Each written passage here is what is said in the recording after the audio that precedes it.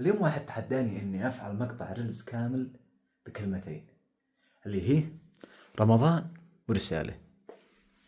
خليكم مع النتيجة هتنبهروا. أحيانا أتخيل اليوم اللي تتحرر فيها اليمن. تعبنا يا أخي من الديون، ديون الناس اللي علينا، وديون صبر، وديون وجع، وديون حتى لأنفسنا. اليوم نشتغل عشان نعيش، ونعيش على سبب نسدد الديون اللي علينا. هنضحك في هذاك اليوم قوي، مش لأن كل شيء صار تمام، لا لا لا، بس لأن الأمل رجع، الأحلام رجعت، الحياة رجعت. اليمن لما تتحرر ما تتحررش أرض بس، هتتحرر قلوب، وساعتها بنكون سعيدين بس بطريقة ما حد غيرنا يفهمها.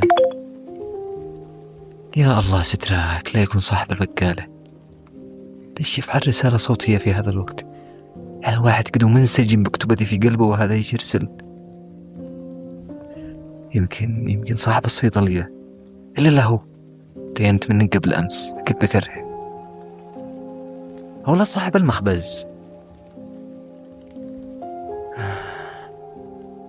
لا كسدين أنا وين شفتح وحسبي الله، يا رب ما يطلع من الذي عندي لهم زلط يا رب. رمضان على وصول، حسنات على طول، سيئات بتزول. عبود يقول كلوا زبادي وفول، واوعى تفطر يا كسول، والصيام.